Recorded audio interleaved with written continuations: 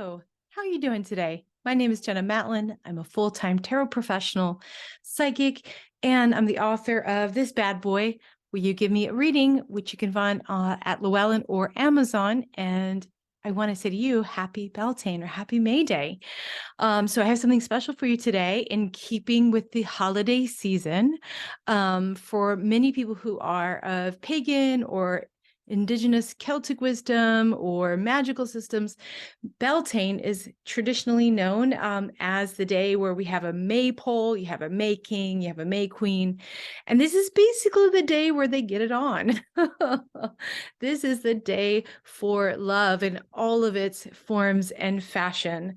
And often it is on this day that a lot of pagan people may connect with their own eroticism or sex with others or another, however that goes for them. But I see it as an opportunity to appreciate love in all its forms. And so I have a fun little, sweet little activity to share with you if you want to walk along with me and do it. So let me get my shared screen situation going. So you should be able to see my table here.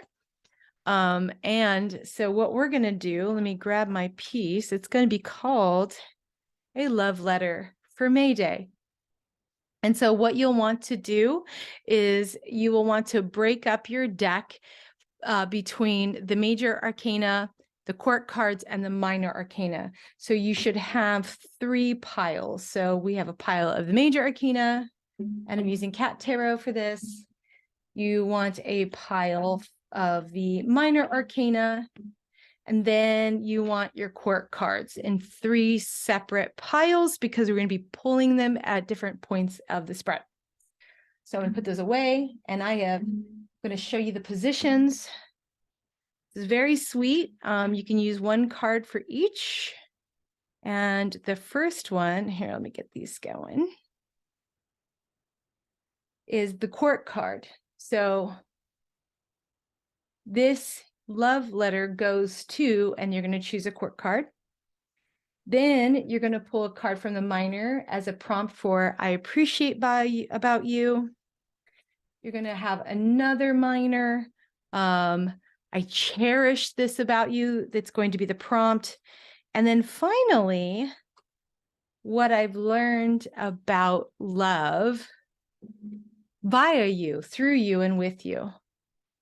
So those are the 4 pieces. And to be expeditious, I already pulled ahead of time. And the first card I pulled was Queen of Wands. Now, I love that this came up because the love letter doesn't necessarily have to go to someone else. It can be also about you. And for me, I am very Queen of Wands is my card, people.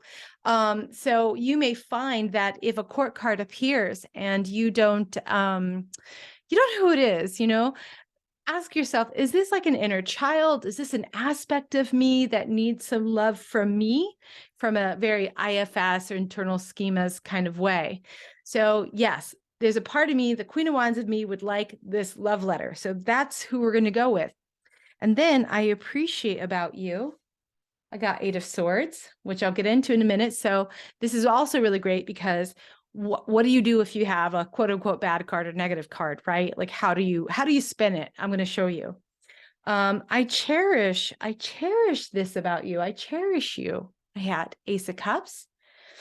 And then finally, what I've learned about love through you, I got the Tower card. Isn't that very interesting?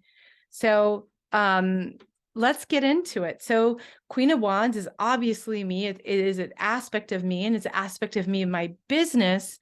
It's the fire queen, right? So all the ways that I've been moving confidently in the world or really expanding my creativity in the ways that I show up for people and want to show up for people.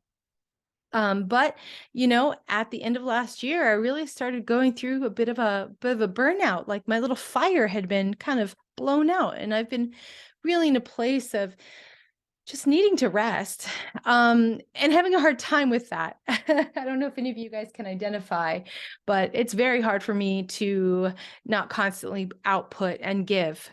Otherwise I feel guilty. I'm sure you can relate. So this part of me that just worked herself to, like, look at her, worked herself to the little nubs, little nubbins. She needs a little appreciation time. And so that's what I'm going to do. So appreciate you. 8 of Swords is this card. And the way I took it was, so 8 of Swords traditionally is like self-imprisonment, the ways that we are grinding on something, right? Over and over and over again in our heads. And sometimes we can be stuck. But the way I saw this was that if I come to an impasse or a place that feels impossible, I will tend to retrace my steps in my head and go over things over and over and over again from many different angles until I feel I find the way forward that wasn't obvious in the beginning. So in some ways, I'm very, what's the word? Tenacious, I guess, would be the right word for this. So that's how I'd read that, kind of to keep it very quick.